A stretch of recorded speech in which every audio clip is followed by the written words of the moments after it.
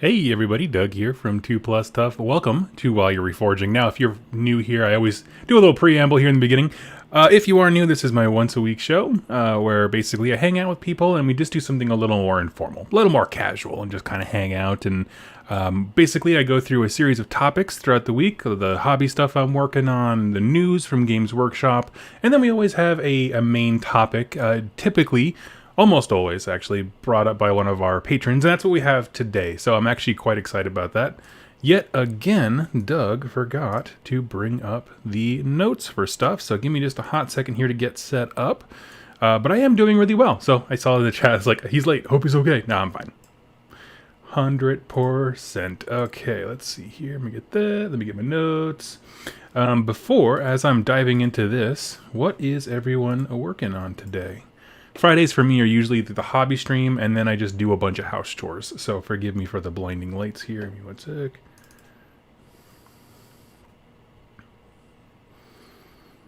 Okay. There we go. And there we go. Okay, so we'll do that, and then we'll get some tunes playing. I was just hanging out with Jess and lost track of time, and that's kind of how I got here where I did. So forgive the rushed intro. Usually I like to have all these things kind of set up and ready to roll, but we ran a little close to the caller today. All right, let's see if this music's any good. I don't know. YouTube's very hit or miss with their free music. I don't mind that one. Got a nice little beat to it. All right. Sorry. So, as always, my first topic is going to be hobby progress. And so we're going to look at the downward cam here. Let me pull the chat up as I explain what's going on, just in case people have questions they want to ask about it. Hello, everybody. Good evening, people from Germany. Oh, wow, we got a bunch of folks. Withered Moth. Hey, everybody. I always stop to answer any questions or chat with people between segments. So, this is our first segment. So, as far as what I've been working on, last week I showed off the immense amount of priming that I did. Like, I have a veritable demon's army over here just primed. And so I was going to tackle that. I was like, well, I've had these last little bits of like Rotbringers sitting on my desk. Let's just get rid of these guys or get them done. And then we'll go from there. So, these are some Blight Kings that I have. So we have a unit of Blight Kings. Let me pull those off to the side. I'm just batch painting all these guys together for the most part. A Harbinger of Decay, which I have him in Festus, and I'm going to talk about these guys in a sec. I got opinions on them. Then we have Gut Rot Spoom. He was a named character, but he's in my colors. It's funny. I feel like, and someone correct me if I'm wrong, because my memory is not that great. Like, I'm not a walking encyclopedia, but I remember his armor being more green. But then I looked back in the books, when they were showing off paint schemes for the Drowned Men, which is specifically his army of Nurgle dudes, that it turned more of a blue. And I was like, oh, that actually lines up perfectly with what I'm doing. So anyway, he's been super fun to paint. I missed a tentacle somehow. But yeah, very much still a work in progress. Still got all the highlights. I haven't... all you're seeing on the armor is just the base coat. There hasn't been any highlights on it yet, or really any highlights whatsoever. I'm still washing. I have to do non-oil after these. Here is a Lord of Plagues, and I painted him to look very much like my demons. So my demons have that sickly, pale skin. And then I went in, and one thing I found that I actually really like is if you take the contrast paint Nazdrag Yellow, and then you put a Earthshade wash over it, it looks nice and dirty. So I did that with all the maggots in his gut. I don't plan on using this guy a ton. I don't think... Oh, and this is a Lord of Blights. I have a Lord of Plagues. He's just off to the side. That's right. So it's just an alternate Lord of Blights. That's all. But yeah, I like him. So we'll put him down. And so the thing I wanted to talk about when it comes to the Harbinger and this guy, I've never had a problem with Finecast until now. And let me explain my problem. As I'm looking at some of these things, let me grab something I can point with here. So I'm looking at these things, And right there is a little bit of flash between the leg and the tail. Both of these models I bought from somebody else. But then I'm looking at this, I'm like, well, I don't want to get rid of those because then the tail becomes very flimsy. And I didn't see any other mold spots quite like that. But then if I look at Festus's staff, this is probably, no, there's not really a good angle for your camera. So the idea of the staff is that it goes up, up, up, up, and then it curves and like does kind of a corkscrew in. And there's a little bit of flash right there between this part and the main staff. And the thing is like, I don't want to cut that, because if I cut that, I already feel how like weak this whole thing is. So if I cut that, it's just like chilling in the wind. I don't know.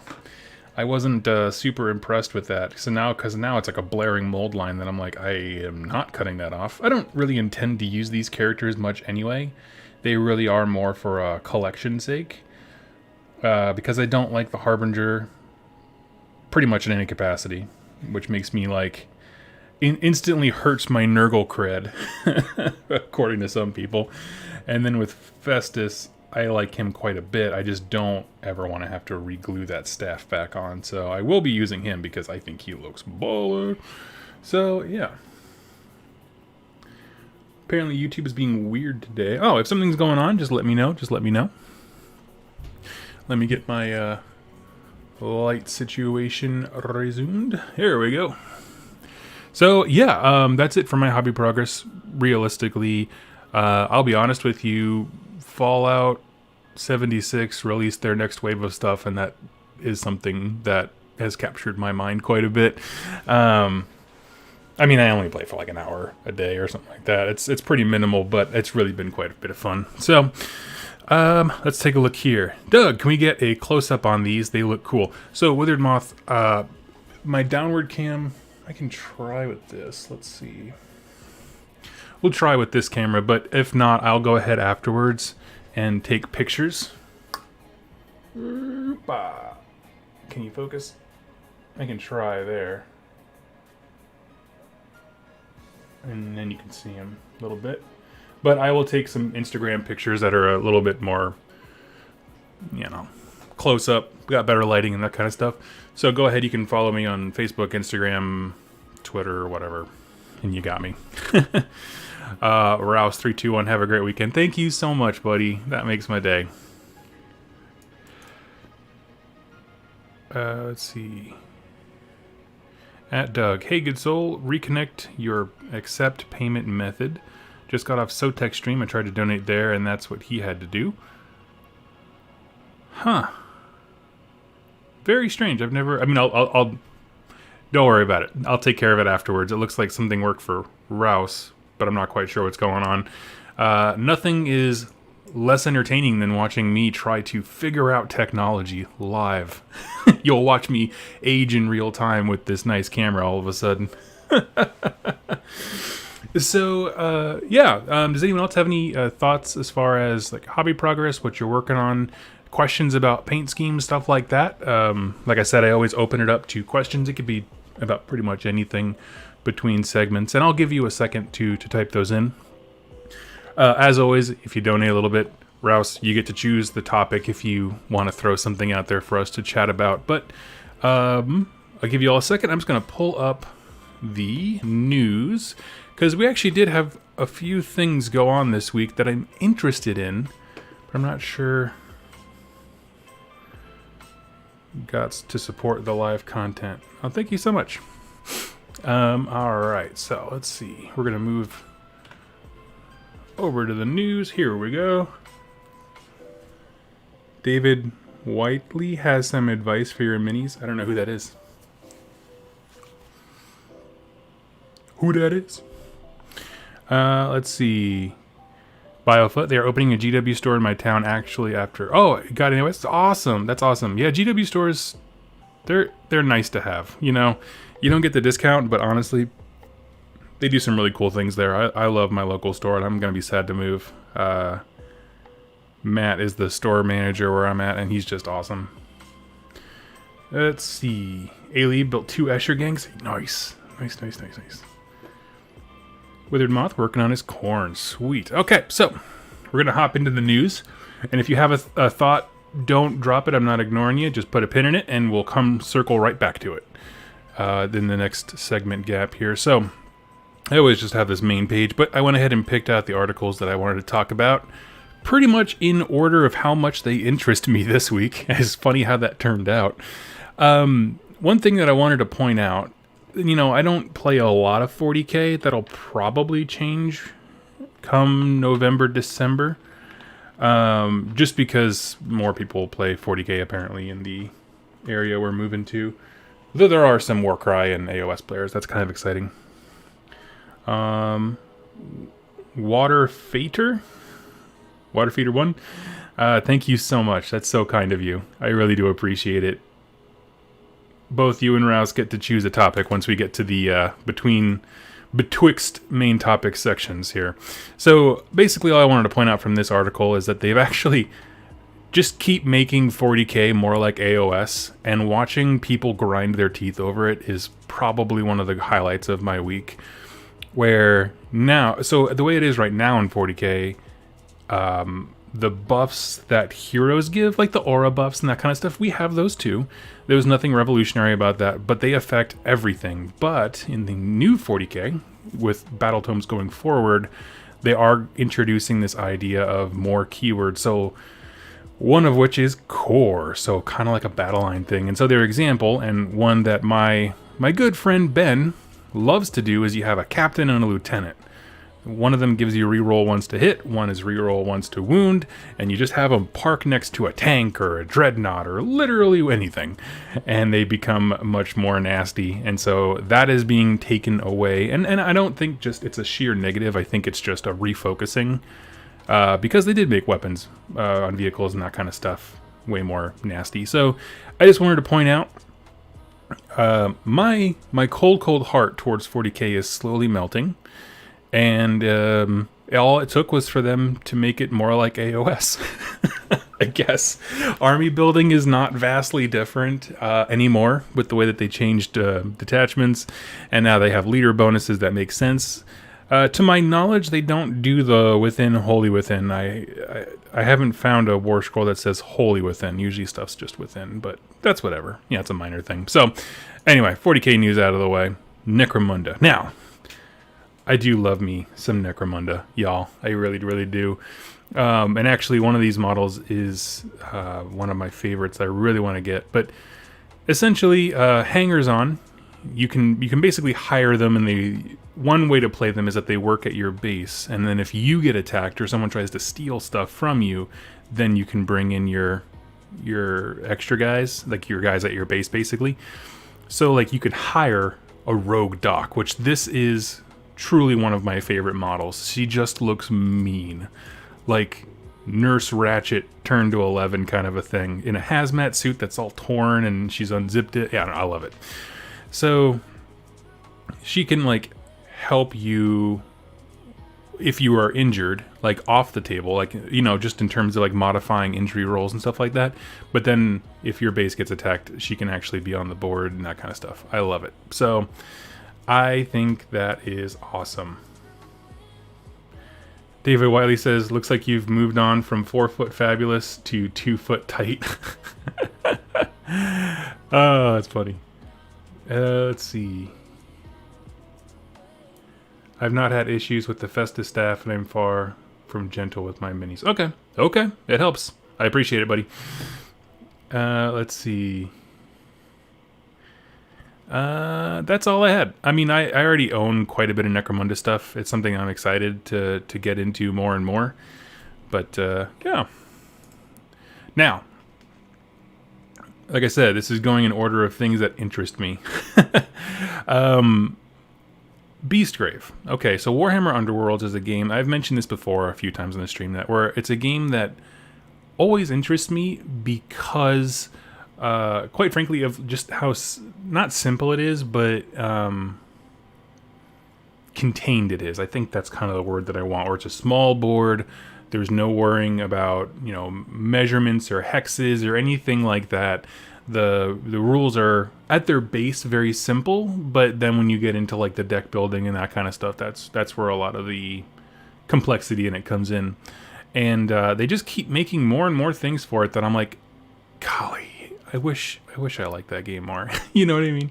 And so I'm gonna start playing it more and more on the online version just to kind of dip my toe into it, so I'm not like investing anything. I'm just gonna paint up the Worm Spat, which is the Nurgle warband that I have, and kind of learn the game with them. But honestly, like, I haven't seen anyone play it in person around me specifically. I mean, I found one guy. We played 2 games, and that was about it. So I don't know. But the point is, going back to the article here, they're just introducing different ways to play. One of them is you just literally pick. That's a sweet piece of art. You just pick one warrior from your group, and then you can give them bonuses based on all different kinds of stuff. And you just literally have a mosh pit. So like, this is a great picture to show. It's just like one dude from each warband just going hog wild, and I just thought that was so cool. So that's all it is. It's just an arena format. If you have an odd number of players, it's kind of like an open play thing ish. And then right on the heels of that is just an article more about arena, kind of highlighting some of the cool things that some of these warriors can do. Here's my Worm Spat guy, and here's the thing. So I have this dude. He's primed. Haven't touched him yet with the paint.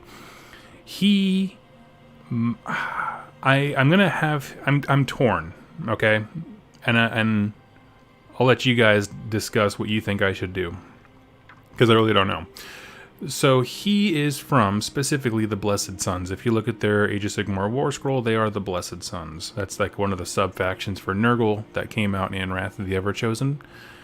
But I really want to paint him in my colors, which is the Drowned Men. So I'm going to do that. I mean, that's not even a question. I'm not asking if I have permission. I just do. That's the way you should approach all of your painting projects. Do whatever you want. My question is, do I keep the same scheme? So like, you see how his armor is generally green, and then it goes into this like Sotek green here, and then he has a largely silver with rusted, iron look on the belly plate. Do I keep those 2 pieces and then do the rest in my blue, or do I do as if I was painting straight up one of my dudes, my normal guys, in which case it would more or less all be the same color? So that's kind of what I'm asking for. I really like him. I'm so excited to paint this guy. He might actually be my favorite Nurgle model. I mean that. Just not I don't know how to word that. He just looks imposing. In terms of like a Nurgle mortal. How about that? He just looks imposing. I love it. Spezia. Oh my gosh, thank you so much. That's super kind of you. $5. Oh, I love it. And they have all these. Can someone tell me what warband is Luggett and Thok from? I don't remember seeing this model. Thank you so much, everybody, for pitching in and throwing a few dollars in. It makes my day. It really does. Let's see. Noblars. I'm sure there's always a sales link. I pulled it up at the exact same time as I saw Trevor's comment in the Ogre box. Nice. Okay. I remember this being announced and previewed, but I don't remember the weekend where it got released. So that's cool. Alright, so we'll exit out of that. So just a whole bunch of stuff about the new update coming out for Underworlds. And I'm going to be playing it online. Let me get my feet underneath me, and then I'll start streaming it if people are interested in that. Let me know. Actually, that's a great... While I have people here, let me know. Are you interested in me streaming Warhammer Underworlds, the online version? Because it operates the exact same. Rouse, I see your thing. Once we finish with the news, buddy, I'm going to answer that question. That's a great one. If you're a Warhammer fan, this is, I'm not going to play the ad, but it's a mobile game, which already makes me dubious, but what's cool about it is, from my understanding, a pretty faithful adaptation of the Silver Tower. Silver Tower, of course, being the Dungeon Explorer thing that came out. It was a while ago. It was essentially, I think, their test bed to see if Blackstone Fortress would be successful, and whatever market data they gained was like, yes. Instead, we're not going to focus on Silver Tower, but we're going to drop everything into Blackstone Fortress. So I like it. I like the idea of it. I do want to play it because it's a game that's always interested me, but I don't know. It's just one of those things that it never interested me enough to go out and spend the coin on like the actual full Silver Tower box. Plus, you gotta have friends, and I'm in short supply. I'm just kidding. That's a joke. That's a self-deprecating joke. But you know what I mean? So it's just like coordinating all those people to come together to play around to this thing, and yeah. And then we have, was it merchandise from the Mortal Realms? Oh yeah, G-Dubs has a merch store, and actually a lot of their designs are super cool. I love that shirt, the Court of Delusion, where she's got the rotted wings and that kind of thing. That's a great... I almost wonder if that's a symbol from something, like a house symbol. If you guys really look at the battle tomes, some of my favorite art is just the little space fillers they throw in between paragraphs. Like I can see that as just being like in the dead center of a page, and there's a paragraph under, and like there's no comments on it. It just is. I'm like, oh, those are some of my favorite. All right, so that was Silver Tower, and then our last thing is probably the one I'm most excited about. And in this coming White Dwarf magazine, they are going to have rules for issue 456 is packed with rules. A brand new Warcry warband representing one of the Mortal Realms' most popular factions, the Cities of Sigmar. And so it really is a Cities of Sigmar Warcry warband. Now, I did read here how many. I think there was like 18. Yeah, 18 different fighter types to pick from. That's nuts.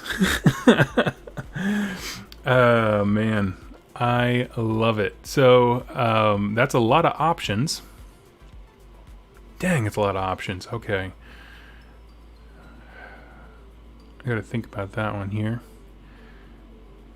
A lot of options. Okay. Well, I guess the reason I keep mulling that over is because what I don't want from this is the same thing that we kind of got when Cities of Sigmar dropped, where it's like, oh, a couple of these units do the exact same thing, oh, but this one does it exponentially better. You know what I mean? And so you only ever see X unit.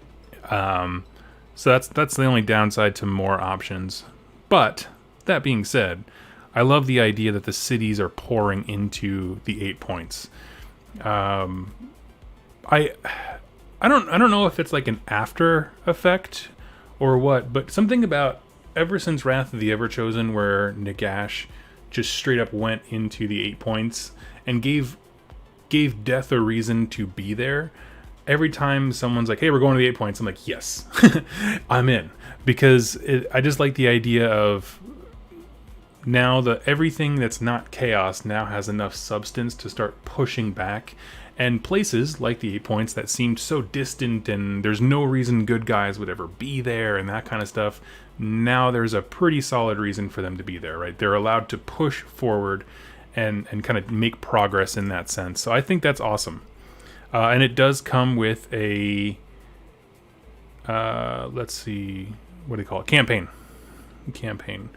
So yeah, so it's a city hunting an endless spell called Cinder Johann in service of a Magister back home.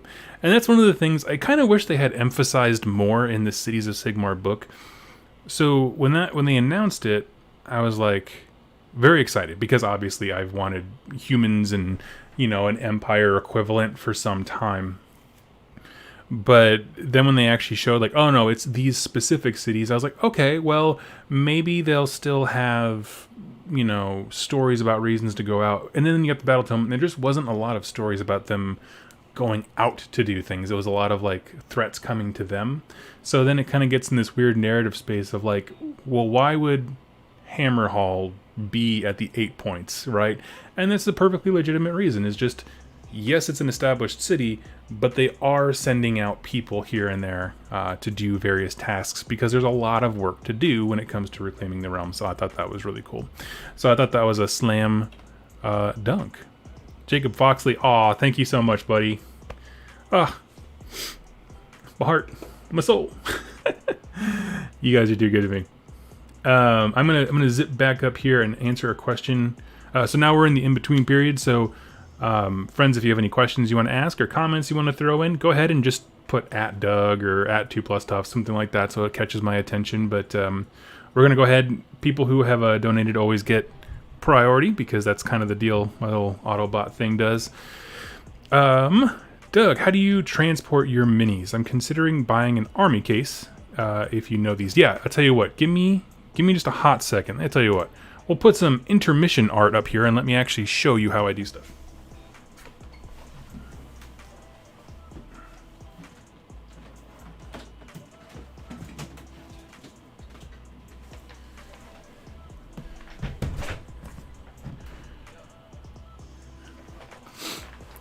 Okay, so for me, we'll start with this view here on the side.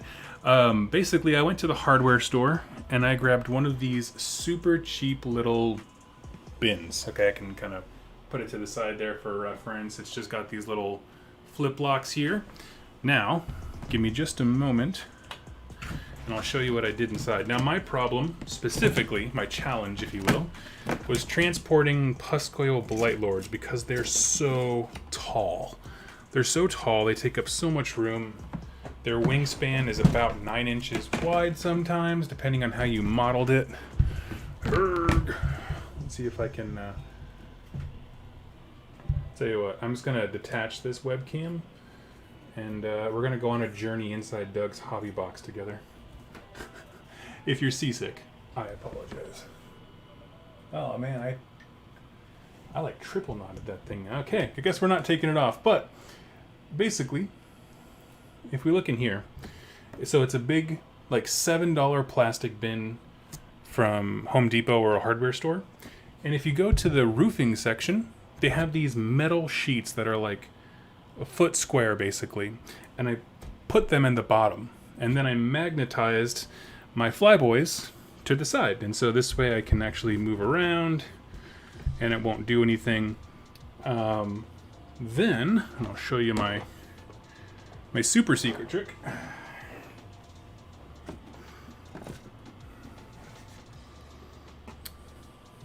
So, let's try to get this centered a little bit more. There we go. So this is what it actually looks like on the inside. And so I just went, it's just Gorilla Glue basically, because I didn't have a drill on me, and threw down a couple of these L-beams in a way that matches some plastic tubs that same store was having on sale. And so inside these tubs we have Blight Kings, and then the next one stacks right on top, and that has my demons that I summon. And the only thing I'd suggest that I'm still going to do is I'm going to get some of that like Velcro tape stuff and like put Velcro here and then on the bottom of the other one, so that these two like lock into place. Because I mean, one time they slid, but honestly they really don't.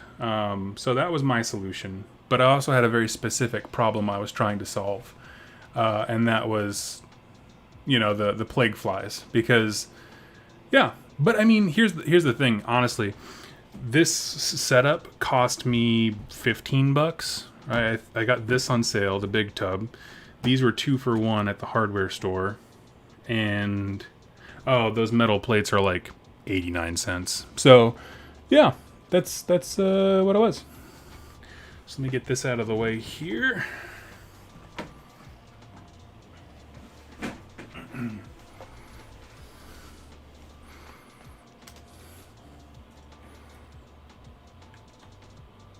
Oop, there we go.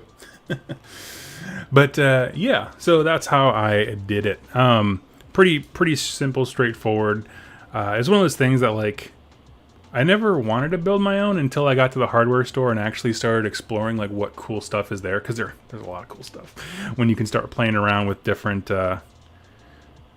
combinations of things. And again, like that one I came up with because it was a very specific problem. So depending on what kind of army you're going with, you can come up with different things. You could, but that same configuration as using like the L beams and that kind of stuff, or the L joints, just screw those into the side. You can then put a second layer, and you can make your own shelves that way. So there's a whole bunch of answers. But yeah, the flies were giving me a lot of trouble, because the first time I took them out of the house, you immediately realize, like, man, I swear GW forgets that these things are like game pieces, that we take them places, because it's insane to try and move those flies. Their wingspan is just locked so far out, and they stand so tall up. They're just huge. So yeah, I have enough trouble with them in the game, never mind transporting them. So let me get caught up here on the questions.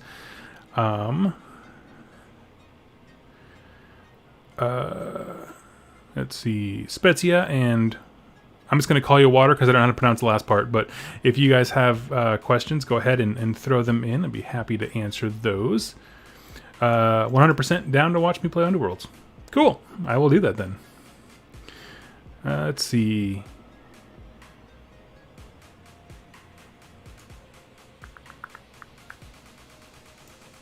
I pledged $10 to your first stream of Warhammer Underworlds.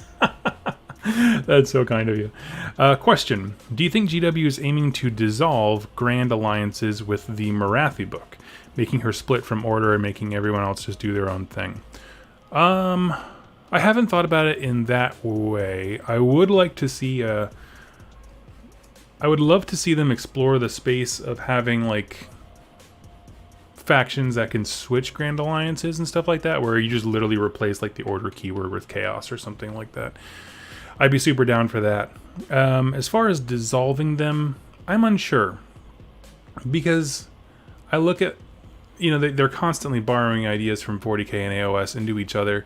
And, like, okay, well, technically you can take an Imperium army. But then I thought about it, I was like, no, you actually can't. Like, in their match play thing, you actually cannot. Imperium can't be a common keyword that makes an army. It has to be something else. I guess that was the last edition, but you know what I mean. So, like, yeah, I guess... Maybe. I guess I just don't understand what they would have to gain by getting rid of grand alliances, because being able to say, like, take whatever you want from death is, like, a really cool thing. So, I don't actively think that. I just don't understand what they would gain from it. You know what I mean? Like, but if they did it, it wouldn't, I don't know. It wouldn't ruin my day at all. Because, I mean, honestly, how many of us truly play Grand Alliance armies, right? And I just mean, like, regularly pick up games and that kind of stuff. A lot of times we like having an army book because it has art and spells and all kinds of cool things. Things that really flesh out the flavor of that faction. So I don't know. But having someone cross Grand Alliances is a bit different, because then you're opening up toolboxes to new and exciting things. So, for example, and this is, again, I don't have the book. I have no information on Morathi at all, like the actual campaign thing that's coming. But, like, if they had a way for Daughters of Cain, I don't know, maybe, like, they've fallen, and some of them now follow Slaanesh. So now you can have one army, Daughters of Cain, and you can either play as traditional Daughters of Cain order, or you can be, you know, Slaanesh, Budweiser, pool girls, or whatever they are. You know, whatever that equivalent on the other side of the spectrum is. You know, I'm just thinking of those commercials from, like, the 90s. But let's say you have that. They get a very... And they were able to give a very different toolbox in terms of, like, how those prayers and spells and stuff like that work. I would be all for it. Like, I don't know. I would love it if many army books had two sides like that. Can you imagine if you owned a Daughters of Cain army, given how expensive all those miniatures are, because just 10 Daughters of Cain is $60, which I think is crazy. But can you imagine if you had that and it could work in two different factions, and you can play the same models two radically different ways? I mean, I'm doing that with my Nurgle when it comes to 40k versus AOS. It's just cool. Like, I like that. My favorite Daughters of Cain sub-faction, Budweiser Pool Girls. Oh, that's funny. Let's see. Okay.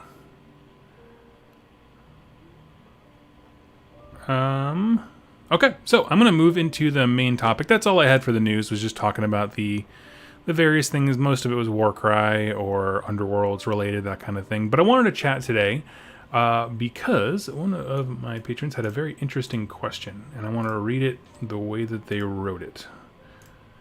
Okay, so it's from Alistair W. And so his question was, I'm quite new to AOS. Is there any lore about how chaos adapted to the corruption of Shyish? But very interested in how chaos adapts to a realm of dead. Just been reading the new White Dwarf and found it fascinating how the followers of Khorne use demonic blood to solidify ghost skulls so they can have them as trophies. How do others see this? And so what he's talking about is in issue 455, the story Dreadscape. I missed that one. It's on my desk. I have a whole bunch of stuff to read. But very interesting question. And what I'm going to do is kind of answer that question directly about how does chaos corruption work in Shyish? And then we're going to talk a little bit more about how the influence of the gods works, like, period. And so let's kick it off, of course, with your actual question. So what I would say is when chaos twists and corrupts things, it's not just that it changes, but that it's actually changing the fabric of reality itself. By that I mean there is actually a short story in Malign Portents of, and I totally biffed it and did not look it up beforehand. It's one of the earlier ones, but Horticulus and Rotigus are both Nurgle demons favored by Nurgle for various reasons, and they're in Shyish, and one of them is trying to grow a garden, and he sees that, like, the soil was hesitant at first, but once there's enough blood and pus and grossness, then all of a sudden the soil takes. Well, what he's doing is fundamentally changing the realm. Instead of just being like death magic themed, now he's injecting corruption into that. So like we're talking about like spread of disease and pestilence. Now Nurgle's influence is now actively shaping that area. So I would say definitely, I guess when I think of chaos corrupting things, my visual in my head is more akin to, like, if you've ever seen oil painting mixes, where it's like all it takes is one bit of the right color to infect and change everything about your base color. And so it gets kind of nuts. Also, if you're more of a science nut, you could say that, like, if you've ever seen the zoomed in things of virus cells hijacking healthy ones, where you have a whole bunch of healthy cells and one just comes in and just spreads and it all kind of slowly corrupts and turns black. That's kind of the thing how I envision it. Because it's true, like, Nurgle doesn't need fertile soil to grow, because he just corrupts it. He makes his own. Like, it's a blight on reality, not so much a plant that is growing, which is an interesting thing. Cody, because we all love you. Thank you so much, buddy. That's so kind of you. And I think that's really awesome. Spetsy, I see your question. We'll circle back to that, I promise, because I'm on a roll. Let's see, what else did I had? The idea just being that it's incredibly unnatural, right? Like, that it's not a matter of, I want to grow a garden and I need fertile soil, so death is not a good place to do it. It's like, no. I need reality to corrupt, and Shyish is a place in reality, so I can do that. Now, how they go about doing that is a little bit different depending on each god, and that's kind of where I wanted to transition to talking about, like, how do gods influence things, right? And kind of a bigger conversation.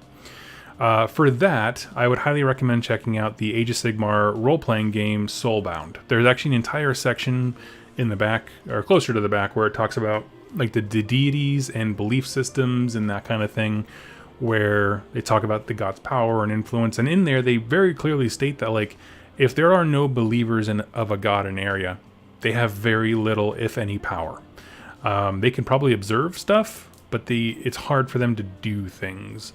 And so part of what made Sigmar's thing of coming out of Azir so big was that now he's putting people in places where he can then exert power. So that also trickles down to being, specifically in Soulbound, talking about, like, basically missionaries, how we would understand them, where someone is a representative of a god. They go to an area, they convince the people, hey, we need to worship this guy, we need to venerate him, he will do miracles, and then by people being there believing in him, the god then can do things. Now, specifically things in that area, wherever someone is doing that. Beyond that, and that's a common trope. I mean, that's just like a mythic thing that we've had as humans for a long time, is the idea that, like, gods have power because we believe in them and we spread their power by spreading their word and their truth and that kind of stuff. So that's not super original, but what is original is how the Chaos God specifically entered the realm. So for Khorne, he came into Akshi first. That was like his big prize. They all went everywhere, but they all had an eye on something specific. Khorne was Akshi, and for them it was a fighting tournament that like totally blew the lid off everything. You can read about that in the book Blood Feast, or The Red Feast, sorry. And then Tzeentch tricked everybody in Chamon into doing a spell that unleashed hell. And Nurgle, we don't really know how he first got in there, but it was like some kind of slow corruption. It kind of seeped in, if you will. And so once they take that hold, right, once there's that little point, it is like the virus entering the system and it starts to spread. And that's exactly what it is. And Shyish is no different. In fact, every realm is the same in terms of, like I said before, they corrupt reality, and these places, however inhospitable, are real. They're part of reality, so they get twisted as well.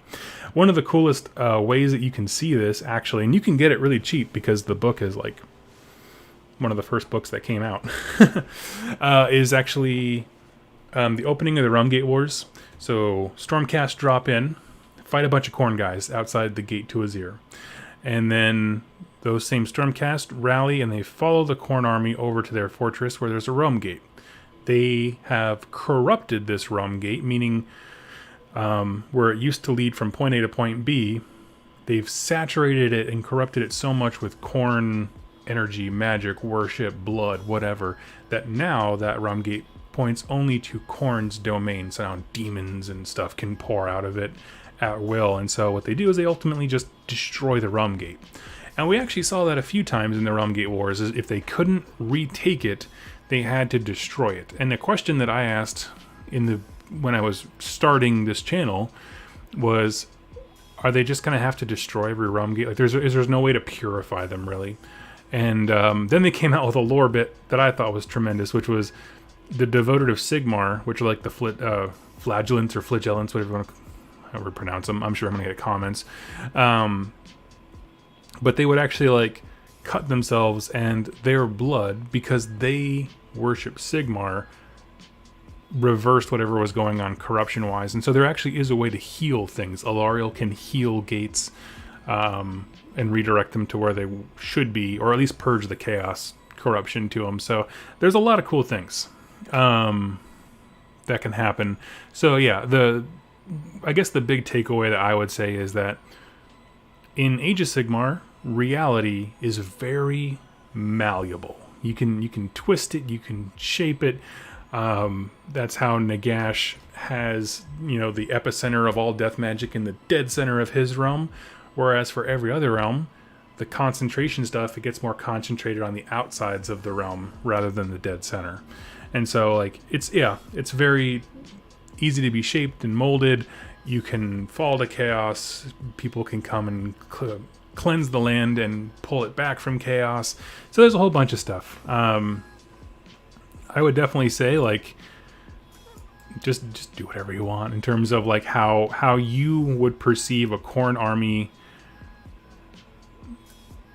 corrupting things or using the influence of a god to achieve a goal. Like, in the story, their thing was just taking Nighthaunt skulls, which is kind of metal, right? It's awesome. But yeah, I don't know. I think it's really cool. So that's honestly all I had for it. It was a quick question, but it was one of those ones that's like, I want to have a personal touch, but at the end of the day, the point is, things in AOS. I feel like in the old world, because it was more based, it was closer to reality in terms of like literal our reality.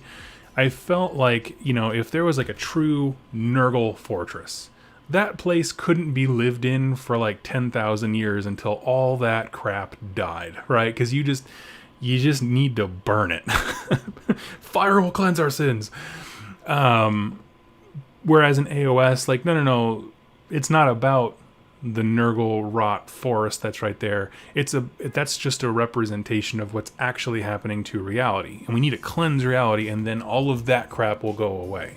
So it's a lot more fast paced in terms of like, you know, how territories can be gained and lost and things like that.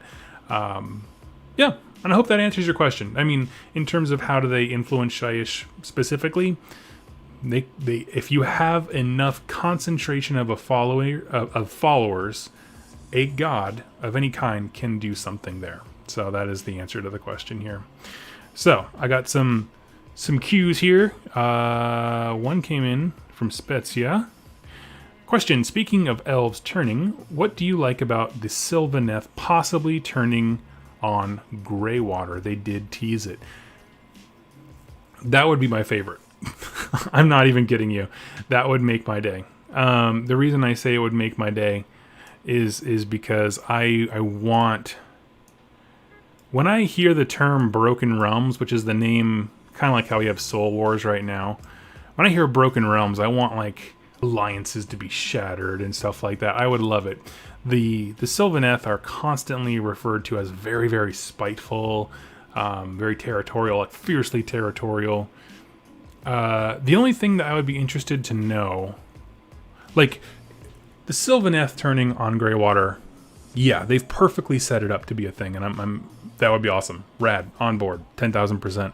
I'm more curious as to like Alariel's relationship to Sigmar in that sense, in terms of like the pantheon of gods trying to come back together, what that would look like. I guess I just want more books about the gods specifically, talking and interacting and that kind of thing, because I want to know what that's like.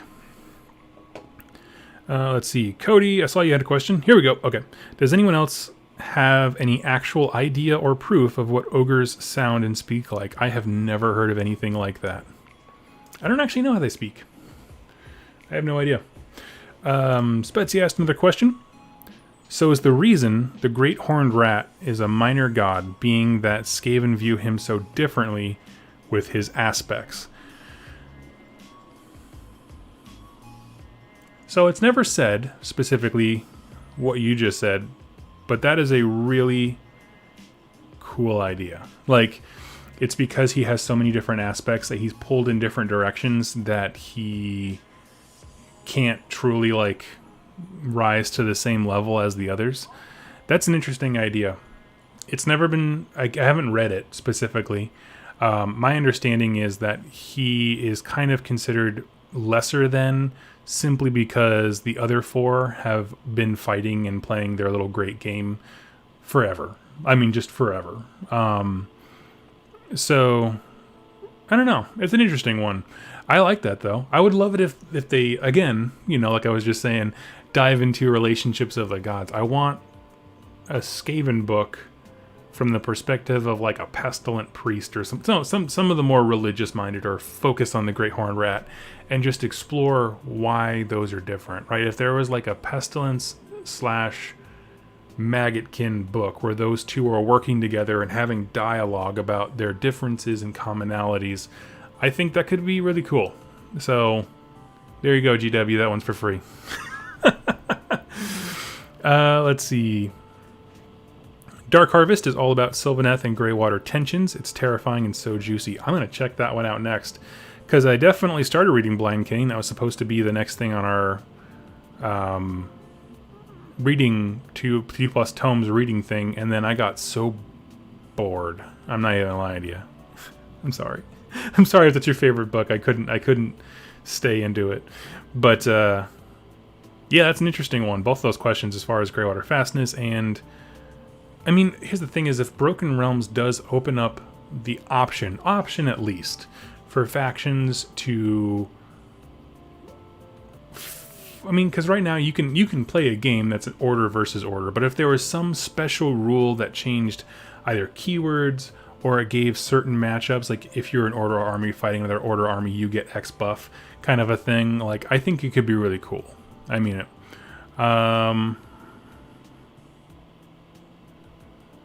Let's see. I am saddened. Dark Harvest starts out pretty bad, but then gets awesome. Those are okay. Those are good books.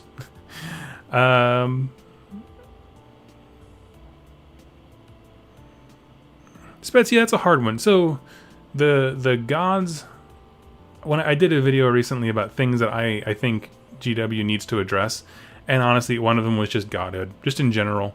Yeah, you got Marathi and Archeon trying to ascend to that level, but then also you have the Great Horned Rat, who is a god, but he's less than. So okay, so that means there's different tiers, I guess. And some gods are primordial, like the Chaos gods, and weirdly enough, Phil Kelly said Gorka Morka, he's the primal spirit of nature type thing. And then you have completely detached from all of that, all the other gods like Nagash and Alariel and Sigmar and Teclis and Tyrion, all of those characters. And so it's just so strange to me that that's just not a good, a well-defined part, you know? And part of, how do I want to word this? Part of being in AOS, as long as we have, I mean, I was there from day one, was just watching them pick a direction to explore and then flesh it out. So at first we were like, we don't understand the setting, right? It was so abstract and so crazy and heroic fantasy that they weren't explaining what the realms were, how they function or anything like that. And then they did, right? Now we have much more information. I think the next hurdle is the idea of godhood. And I do hope that the Marathi Battle Tome goes into more questions, because all the questions you're asking, Spezia, are awesome. I have no answers for any of them. But they are good questions, like in terms of how does this universe work? And so, yeah, I don't know. I'm sorry, bro. I'm sorry. Chaos Incarnate, do you think the Marathi book will give us the reason Idoneth Deepkin can ally Lumineth Realm Lords? Sure. I mean, honestly, I don't know. This is why I don't do speculation videos, because I'm too passive. I'm like, oh yeah, I'd be down for that. Cracks open Bud Light and just sits back and just chills like that. There's nothing, I mean, unless it's like Sigmar starts working for Khorne, where it's just like, you know, complete polar opposites, never going to happen. I'm pretty open to most things. This is why I'm never disappointed, and why I don't have negative complaints online, is because I just kind of take whatever they give me. It's like, oh, really? Cool. Huh, cool. Appreciate the attempts. Yeah, I promise. The second we know more about any of those kinds of relationships, we'll cover it, because that's definitely something that's been on my mind quite a bit, between how the gods function, what godhood means, and all that kind of stuff. So, absolutely. Let's see. Anything else I need to talk about? Let me just review here. I think we're pretty much done with the main topics. So I'll give it another 2 minutes here for people to ask any more questions. And then I'm going to hop off and start recording some videos for the week. I got a cool lineup planned. We got a total, now that the Soul Wars chapter is ending, I have a full, like, you know, one-stop video that encapsulates all the major events of the Soul Wars. And then, what's the other, Gavriel Sherhart, we're doing a lore video on him. Cool guy. I didn't realize he was a cool guy until I actually read his 3 paragraphs of lore, and I was like, I'm on board. I'm here for it. And then, I got my lovely wife to play Crypt Hunter, which is the, sorry, my brain kind of short wired there. I was trying to think of the name of the game. I kept thinking Soul Wars because they use the same art, but Crypt Hunter is the game that they released to Barnes & Noble that is essentially a dungeon explorer of Stormcast versus Nighthaunt. So we did that together, so I have a review of that, and the Anvil Guard Start Collecting box. So cool stuff coming up this week. And now that I rambled long enough, we actually do have a question. So, Sagittarius. Question. Would the Lumineth Realm Lords be able to connect to the spirits of different realms the same way they do in their own? My understanding from when I read the Battle Tome is yes, because it's not so much that they are plugging in to Hysh, but they're basically going to natural features and communing with a spirit in them. So it's not, so for example, right now the only models to represent this kind of communion and that kind of stuff, or the binding magic and that kind of stuff, is with mountains, right? That's why we have the Alarith. It's not that those are Hysh mountains, it's that they are mountains, and there are lessons to be learned from something that is, you know, immobile and sturdy and kind of a bulwark and immovable. And that's the lessons that they incorporated into their lives and things like that, where all of those lessons, I mean, it's a mountain, right? A mountain in Hysh might be, I don't know, more, it might be easier to be illuminated by something like that, just because you're in Hysh. But I don't see any reason why they couldn't also commune with the spirits in other realms. I couldn't find anything that was just straight like, nope, this is it. This is the only place they can do it. Now, it does say that those kinds of deep introspective and meditations and learning things is all accelerated in Hysh. So maybe other Lumineth wouldn't be like as far down the path, but I don't see anything that says they can't. So I don't have a lore reason for why they couldn't go to Akshi and like study at the foot of a volcano or something cool like that. I mean, that would be straight metal. Like every time you open your army box, if you have modeled your army, your Lumineth army to like study and learn from a volcano, like every time you flick open that case, there better be like a metal guitar riff that's and that's it. And then you pull out your army, and every time you put it away, you snap it shut. So yeah, that's my idea. Let's see.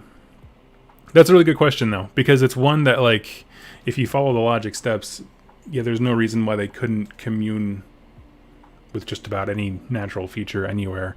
I assume there's probably some that are off limits, like you probably wouldn't want to commune with a mountain in the 8 points where everything's corrupted by chaos.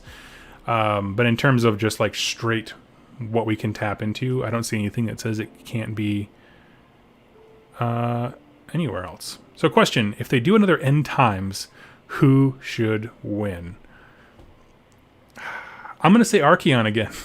He was a really good villain, and his model looks like a guy who ends the world. Like when you see the title like Grand Marshal of the Apocalypse,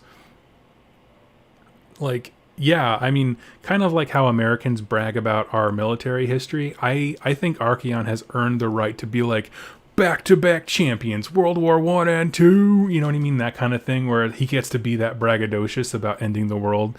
Be like, boom, 2 universes. What's next? Let's see. Question, do you think Seraphon will get named heroes besides Croak? I have no idea.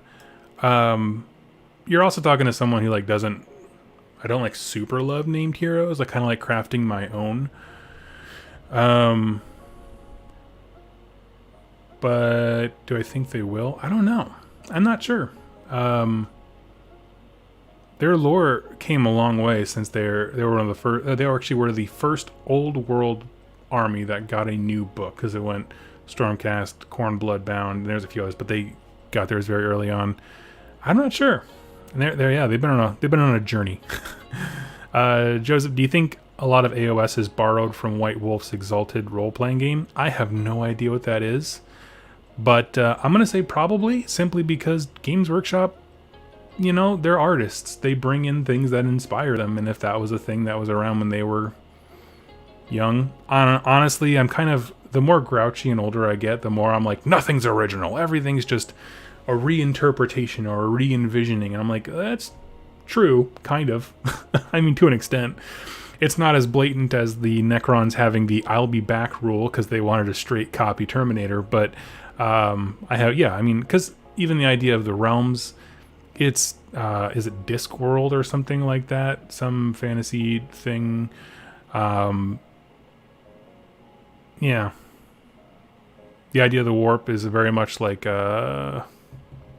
Event Horizon. There we go. So yeah. Make a gif of Doug doing the metal guitar. I love it. Let's see. I vote Nagash wins every time. Oh no, not Nagash. I guess. I mean, he certainly thinks he would win. Let's see.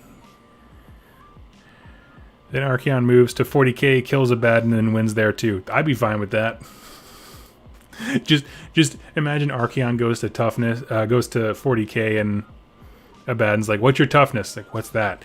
Boom, kills on 3s. Let's see. Do you think Beastmen are going to do anything anytime soon? Almost done painting my first box of them. Well, congrats. I think the next thing for Beastmen is probably going to be getting their Warhammer Underworlds models released separately. Like, because they have that warband that came in the Beastgrave starter set, and that, as to my knowledge, has not been released separately. But I think that's probably the next thing for them. I would love more Beast of Chaos stuff, honestly. Oh no, I'm breaking hearts. Doug, how could you? Nagash is cool. He is. I like Nagash. Well, I'll say that he makes a great villain because what did I say? So I had this thought that I was like, I don't think Teclis and Nagash are vastly different in terms of they both see the problem and they think that they are the only person smart enough to fix it, but the means by which they go across fixing these things are equally terrible. But you can kind of see their logic of like, well, actually, if I was you, I would probably think the same thing, right? Teclis being like, I know how to solve the problem of tears going to the realm of chaos, and so he taught his people how to, like, you know, basically suture up tears in reality and close off demons. Like, well, I'm just going to walk around the whole world and just smash everything and close up these tears, and I don't need anyone's help. And then Nagash is like, well, we have this chaos problem, but dead stuff doesn't feed chaos, so this is easy, guys. If we just killed everybody, we wouldn't have to worry about any of this. And it's like, you're both right. It doesn't mean you're not both jerks. And I love it. Like, that's, honestly, that is the kind of thing where I love, where it is that unparalleled arrogance matched with a line of logic that is irrefutable. Like, Nagash is technically correct. If everyone is dead, this would be much easier. But it also misses the point of like, yeah, but the point is to not kill everybody, yo. Oh, man. As long as good guy Sigmar doesn't win, I'll be pleased. Oh, absolutely. That much we can absolutely agree on. You read stuff about the Age of Myth when it's like, everything was great. Sigmar was with his people, and, you know, technology was booming, and you're just like, bro, we don't play Peace Hammer, we play Warhammer. Sigmar's lame. Let's see. Archaon is just that legit. And we've already seen Archaon take out Nagash once. He did it in the Age of Chaos. Yeah, that'd be awesome. So, anyway, those are my thoughts on it. Oh, Ironjawz all day. Oh, that'd be so cool. All right, my friends. I think I'm going to go ahead and wrap it up. We got 11:05 here. Little quick 1 hour show. I have a ton of things to record today, and tonight I'm actually going to go, I think, play a game of Necromunda with some friends. Maybe Warcry. We'll see what our timetable is like. But yeah, Vindication. Oh, that made my day. Oh, man. If you guys have ever seen Futurama, it's like, you are technically correct. The best kind of correct. and basically takes it from there. So anyway, thank you all so much for joining me and hanging out with me this morning. I'm so looking forward to, like I said, I'm not full-time yet. It'll happen soon once we move. And I'm so excited for that time where I can just hang out with you all some more. So I'll see you then. Have a wonderful day, and happy wargaming.